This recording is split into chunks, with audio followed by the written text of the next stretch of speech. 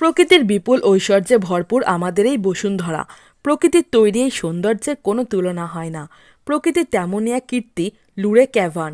মার্কিন যুক্তরাষ্ট্রের দীর্ঘতম প্রাকৃতিক গুহার একটি এই লুরে ক্যাভান। রহস্যে ভরা লুরে ক্যাভানে রয়েছে অসংখ্য গুহা। প্রত্যেকটি গুহায় তৈরি হয়েছে প্রাকৃতিক অসংখ্য নিদর্শন। গুহাগুলো সমতল থেকে প্রায় 150 ফুট উঁচুতে অবস্থিত। প্রকৃতির এক অত্যাশ্চর্য সৃষ্টির মহড়া চলেছে যেন এখানকার প্রত্যেকটি গুহায়। গুহার এই নান্দনিক সৃষ্টিকর্ম পর্যটকদের মনে তাই প্রতিনিয়ত বিস্ময় জাগায়। হাজার হাজার লক্ষ লক্ষ বছর যেন মূর্ত হয়ে তাদের চোখের সামনে উপস্থিত হয়। লুরে ক্যারভানকে প্রধানত লুরে কেভ হিসেবেও অনেকে অভিহিত করে থাকেন।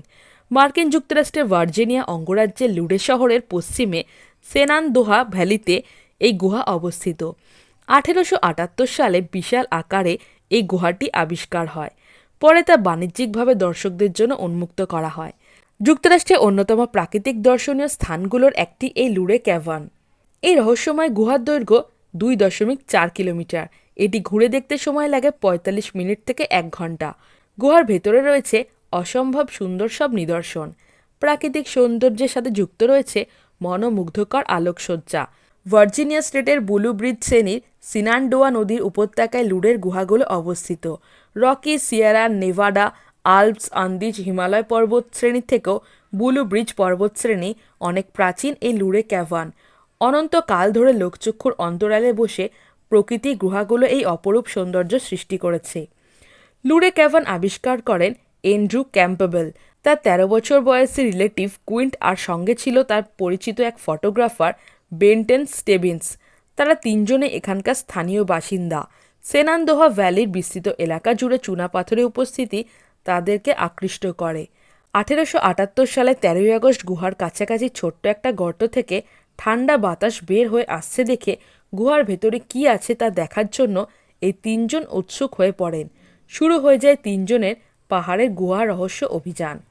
ভূগর্ভস্থ গুহাটি দেখার জন্য ওই গর্ত লক্ষ্য করে তারা কয়েকজনের সহায়তায় খনন শুরু করে দেয়। 4 ঘন্টা ধরে গর্ত খোঁড়ার পর তারা একটা সুড়ঙ্গ খোঁজ পান। কিন্তু এই সুড়ঙ্গ দিয়ে ছোটোখাটো গড়নের ক্যাম্পবেল ও কুইন্ট ছাড়া আর কারো পক্ষেই প্রবেশ করা সহজ ছিল না। ক্যাম্পবেল ও কুইন্ট দড়ির সাহায্যে সুড়ঙ্গ ধরে কিছু দূর নামতেই এক স্বর্গীয় দৃশ্যের সাক্ষী হলেন। গুহার অপার রহস্য দেখে দুজনে কিছু মুহূর্তের জন্য নির্বাক হয়ে পড়েন। প্রকৃতির এক অনবদ্য সৃষ্টিকর্ম লুরে ক্যাভান। গুহার মধ্যে প্রকৃতি যেন তার নিপুণ হাতে মনের মাধুরী মিশিয়ে তার এই নির্মাণ কাজ চালিয়ে গেছে। মাটির নিচে চুনাপাথরের চোয়ানো জল গলে গিয়ে লুরের গুহাগুলোতে এই আশ্চর্য জগৎ তৈরি হয়েছে। অসংখ্য স্টেলেকটাইট ও স্টেলগামাইটের সাহায্যে এই অসামান্য গুহাগুলো তৈরি। স্টেলেকটাইট দানা বাঁধে ক্যালসিয়াম কার্বোনেট। হাজার হাজার বছরের বিন্দু বিন্দু জল ও খনিজ পদার্থ এর সাথে যুক্ত হয়ে তৈরি হয়েছে জমাটবদ্ধ ক্যালসিয়াম কার্বোনেট। এই জমাটবদ্ধ ক্যালসিয়াম কার্বোনেট গুহার ছাদ থেকে নানা আকারে নিচের দিকে নেমে এসেছে। তার শেষ প্রান্ত দণ্ড বা শলাকার মতো। স্ট্যালেগমাইট আরেক ধরনের দানা বাঁধা ক্যালসিয়াম কার্বোনেট, যা গুহার মেঝের থেকে ওপরের দিকে বেড়ে ওঠে। স্টেলেগমাইট স্টেলেকটাইটের মতোই সৃষ্টি হয়েছে গুহার ছাদ থেকে চোয়ানো খনিজ বস্তু সমৃদ্ধ বিন্দু বিন্দু জল থেকে।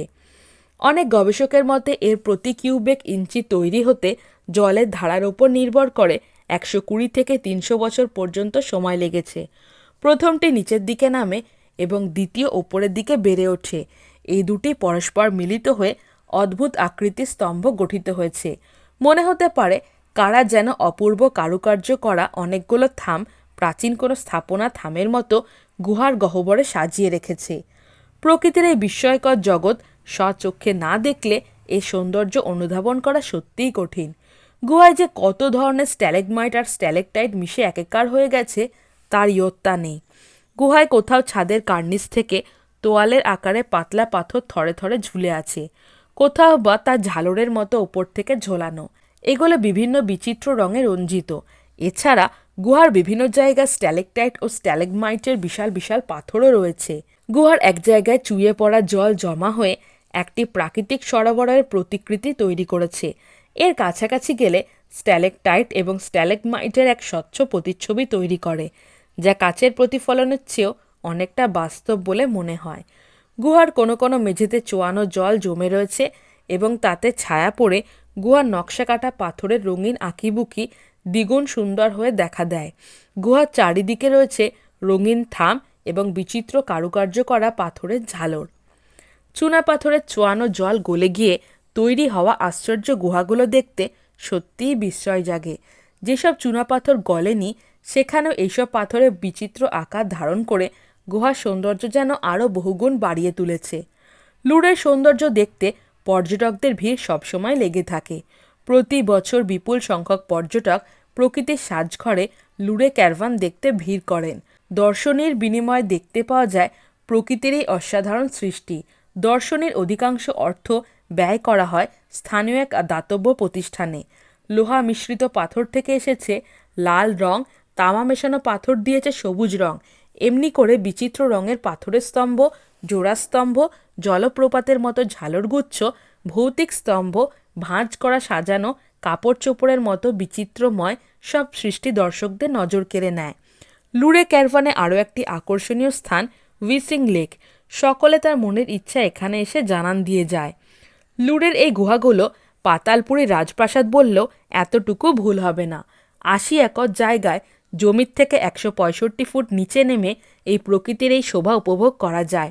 সব গুহায় যে অত নিচুতে তা কিন্তু নয়। এই পাতালপুরীতে বৈদ্যুতিক আলোর সুব্যবস্থা রয়েছে। বিদ্যুতের আলোয় গুহাগুলো যেন ঝলমল করছে। সে কারণে গুহার নানান কারুকার্য ও রঙের অফুরন্ত খেলা দেখে ভ্রমণার্থীরা মুগ্ধ হয়ে পড়েন। পর্যটকদের গুহার এই অপরূপ সৌন্দর্য দেখতে কোনো অসুবিধাই হয় না।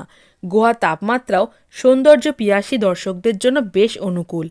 তাই লুরে ক্যারভানের প্রকৃতির এই অনবদ্য সৃষ্টিকর্ম প্রতিনিয়ত দর্শকদের হাতছানি দিয়ে ডাকে।